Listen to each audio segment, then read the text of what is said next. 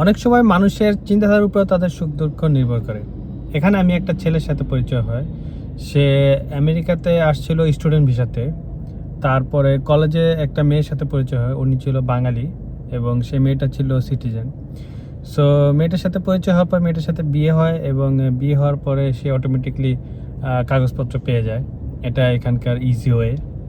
So যাই হোক, পরে আমি ওনাকে ফ্রিলি জিজ্ঞেস করি যে ভাইয়া, আপনি একটা সুবিধা নিছেন, একটা বিশাল বড় একটা সুবিধা পাইছেন এই সিটিজেন মেয়ে বিয়ে করার কারণে। সো এটা নিয়ে আপনাকে কি ও কথা শোনায়? তারপরে ভাইয়াটা আমাকে খুব সুন্দরভাবে বলল যে হ্যাঁ, ওটা তো অবশ্যই শোনায় যে আমি সিটিজেন বলে তুমি আমাকে বিয়ে করছো, এটা সেটা নাইলে বিয়ে করতে না, আমার সাথে রিলেশন করতে না, এরকম কিছু কথা শোনায়। তারপরে ছেলেটা আমাকে একটা পজিটিভলি এটার অ্যান্সার দেয় যে মেয়ে মানুষ তারা কথা শোনাবেই, তারা একটু যায় ঝামেলা করবে।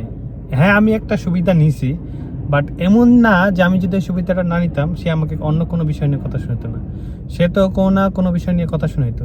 সো ইটস ওকে, এটা নিয়ে কথা শোনায়। আর হ্যাঁ, আমি তো একটা সুবিধা পাইছি, সো অপরচুনিটি ছিল সুবিধাটা নেওয়ার, তাই নিছি। আর এটা তো অটোমেটিকলি হয়ে গেছে গা, মানে উনি রিলেশনের কথা বলছে, এটা তো আর প্ল্যান করা হয় নাকি, অটোমেটিক হয়ে গেছে। তো যাই হোক, বিষয়টা হচ্ছে এরকম যে আমরা তো ছেলেরা অনেক সময় এরকম দেখি, যদি একটু কথা শুনে আমি নিজেই তো, আমি তো চিত্তে চিত্তে একদম গায়ে এই মেয়ের সাথে সংসার করার জন্য কথা শোনায়। বাট ছেলেটা দেখলাম খুব পজিটিভলি অ্যান্সার, মানে আমাকে বুঝাইলো, আর উনি পজিটিভ মাইন্ডে পজিটিভলি নিছে।